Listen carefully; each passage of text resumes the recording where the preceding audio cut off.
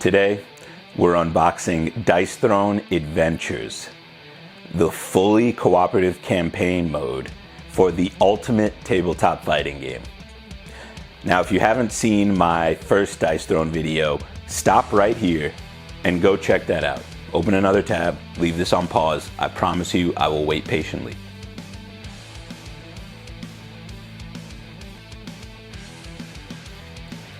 Now, Dice Throne Adventures was developed by the team of Nate Chatelier, Manny Tremblay, and Gavin Brown. Huge shout out to them and all the other members of the team that made this possible through Roxley Games. Really, this is the most anticipated Kickstarter that I've ever backed, and I actually want to take a moment of silence for Tyler, aka William D. Ness. That's the homie who put me on to Dice Throne years ago, and at the time of this recording, he is yet to receive his shipping notification. Tyler, I know you're watching this, and I pray that one day very soon, you will be able to experience all of the joy and excitement that I am about to have in this video. I'm Mr. Board Gamer, and as always, appreciate you for watching.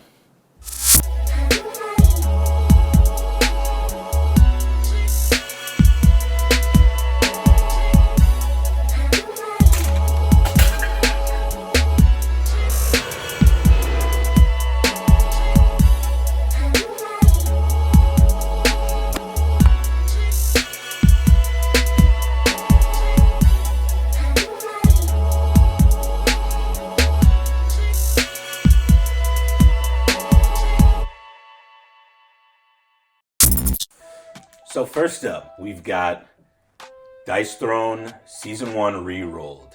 So Season 1 was released some years ago, and when it was first released, I'm sure they did not think it was going to be as huge as it was, or, you know, they had their hopes, but they released Season 2 and changed the way they package a lot of the components. So we're going to see how Season 1 Rerolled kind of adopts the way those components are laid out in Season 2.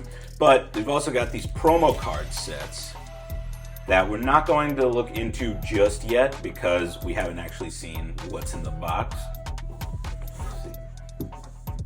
Okay, we've got some dope box art in here just to start off. Let's check that out. Yeah, I'm digging that, definitely. And now there are two new fighters in Season 1 Rerolled. Let's check it. Ooh, yes, the first one is one that I'm definitely most excited about. Treant, I gotta look up how to say that name. But this guy reminds me of the Ents in Lord of the Rings. Love that. I'm excited to play him and see what he's about. I see spirits already, a little spoiler. I see spirits up there, so maybe he's going to do some type of like summoning or pet manipulation. Definitely interested to learn more about that. Ninja. Ooh, so she is also new.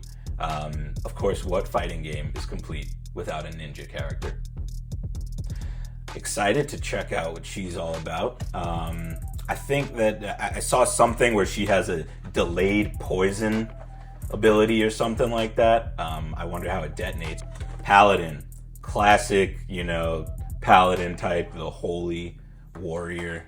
Monk, yes. This, my absolute favorite fighter in Dice Throne.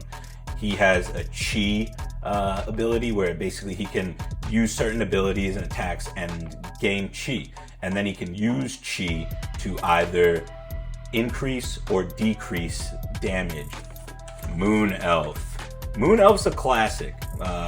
I never played a lot of Moon Elf before. She has a cool blind mechanic that just makes it harder for people to hit, or maybe they can't hit at all. I can't remember. But Shadow Thief, yes. Shadow Thief, complete badass.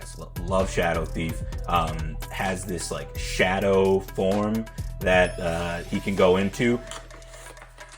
Pyromancer, love her. She's just straight damage, just brutal damage and force. Last but not least, Barbarian. Ooh. So Barbarian is holding like a forged die in his hands, generating all of this power. And Barbarian can give people concussions. I mean, love that.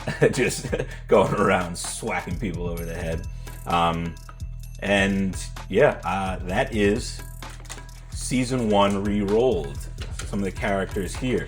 I'll do more videos going into like detailed character breakdowns and what abilities they have and everything like that. But for now, we're just gonna box this back up so we can get into adventures. Let's go. Whew. So on the cover, I'm loving this cover art. Yeah, this was like on the Kickstarter too. So we got Shadow Thief, Gunslinger, and Samurai. Gunslinger and Samurai, both Season 2 fighters. Okay. Campaign score sheet. This is dope. Okay. So all the different stats, explored tiles, unclaimed boss loot, unspent gold, remaining salves, for tracking your session scores and uploading them so the community can see them. Awesome. Love that. And you can download more sheets on their website. Ooh, some tokens here. Okay, so we've got standees for, you know, all the fighters. Great. I love that. And I know they're also selling miniatures of the fighters now too, painted and unpainted. If you followed the channel and you've seen my, you know, posts on Instagram, I'm just not a great miniatures painter. So if I do get the miniatures, I'm probably going to get them pre-painted. Okay, tray. I like this tray. It's going to carry all the tokens, I'm assuming. It's got some divots. Cool. So organization is a huge thing with these guys. Like, they're just so good at that. Ooh, another sick tray with a dice decal on it, a flaming die decal. Miniatures and other little standee clip-ins. We got dice that look like, I'm assuming those are going to be for the non-player characters. Those are going to be for like the bosses and the minions you fight. Ooh, and some health trackers and things for the minions. Let's pop this open. Get a deeper look at that. Okay, combat point trackers, and on the other side, health. Yeah, I don't know how that's gonna work, but interesting. Because when you have your fighters in game, you're actually looking at combat point trackers and health trackers. They're two separate dials for the fighters. So interested to see how that works. I like that too. These trays that are in here have this little divot here that's like a handle that you can kind of grip onto. I love that. Man, honestly, as more games are being released, developers, game designers are just getting better and better at packaging games. Gloomhaven, Jaws of the Lion is another game that sticks out to me when it's just like, if they had packaged Gloomhaven like that, oh my god, the box would have been half the weight and size. So this is the shop. Hi, my name is Rosella. Nice. So there's a shop, common, rare, epic, legendary, and then sell cards and identify. Identify, what? So like classic RPGs, you can get unidentified weapons or gear in this, and you have to take them to the shop and pay a certain amount of gold to identify them. That's awesome. I cannot wait to see what the loot system's like in this. But Rosella's backstory here on the back, some type of cosmic elf creature. I love that. Okay, loot. Okay, so a loot kind of like scoring sheet or something like that. Oh, and boss loot scoring on the back of that. Interesting. Oh, I know what these are gonna be. Yes. Wow. So the Fallen Barbarian, the Fallen Gunslinger, and the Fallen Monk. And then the Mad King.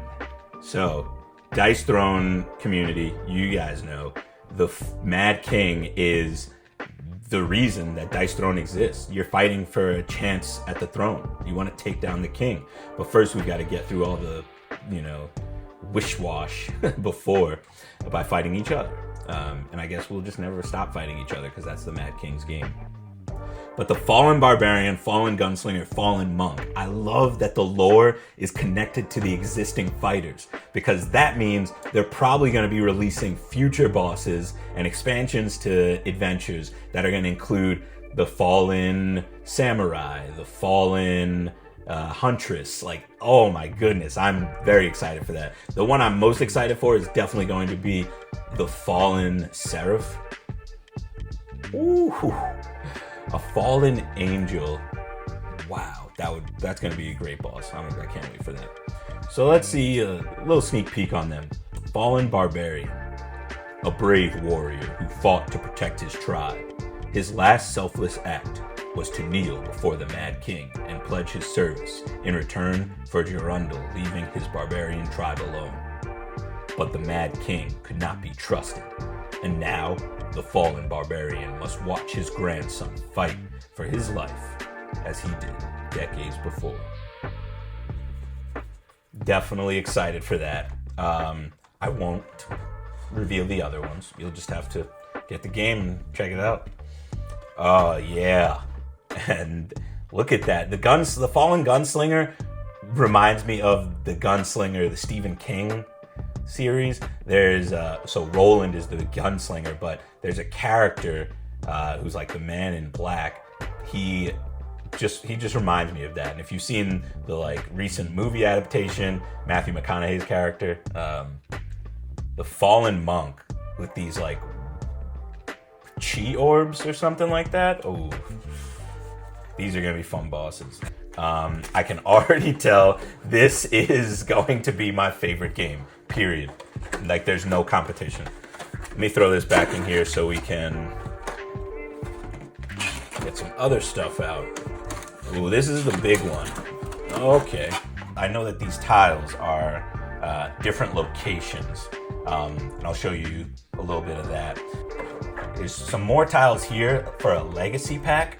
Not gonna touch that because if you've seen my legacy videos, legacy games and campaign-based games will often have packs that say do not open until instructed to do so. And we're gonna follow that because we don't want any spoilers. So we'll leave that. These are their boss decks. So they've got decks just like our heroes do. Here. Blood Pact. You and a chosen teammate each roll 1 die. The player with the highest value draws 2. On a tie, both players draw 2. Okay, so these are going to be like just little things that happen as you progress through the campaign. Love that. Some card separators. Rosella's on a bunch of them. Bosses. Boss turn order cards. Boss versus boss. Okay, so you can actually play as the bosses. That is great too. So it's Adventures gives you 4 new playable characters too. That is amazing. I love this. Portal Crawl with lines for hero setup, conclusion. Okay, so maybe these are going to be the levels that you go through or the different scenarios you can go through, but that's dope. Maybe there's different variants to play too. Over here, oh, we've got some minions. We're gonna definitely show some of these off. That's gonna be fun. Horned Harpy, Axe Knight, Soulless Bandit, Blind Archer. Blind Archer. Okay. Some more legacy packs that we're going to leave. And more card dividers. Legacy packs again. I'm excited about this. The packaging is already so beautiful. Like, I honestly cannot get over how simple it looks like it's going to be to set up and break down this game and store everything. And that's one of the things that I love most about, just good components, right? That one of the hardest things is learning the game and then actually setting it up. And when setting up a game takes, just as long as it takes to teach someone the game, sometimes that turns new players off, right? They don't want to sit around and watch you set up. I actually will set up all my games before my friends get over. And then after they get over, then I'll be like, okay, like the game's already set up, so let me walk you through this, right? Any good host does that. If you're not doing that, you are doing a disservice to yourself and your friends. Start setting up games before your friends get over to your house. That's my useful tip for today, so you didn't just get to watch me open my own cool stuff. Now, it's just a simple fact. The Rerolled battle chest can only fit 8 fighters. With 16 picks on my roster, I'm gonna have to figure out what my top 8 fighters are so I can put them all in one box. Who would you pick as your first fighter? Let me know in the comments below. And be on the lookout for that video in 2 weeks. Mr. Board Gamer, appreciate you for watching.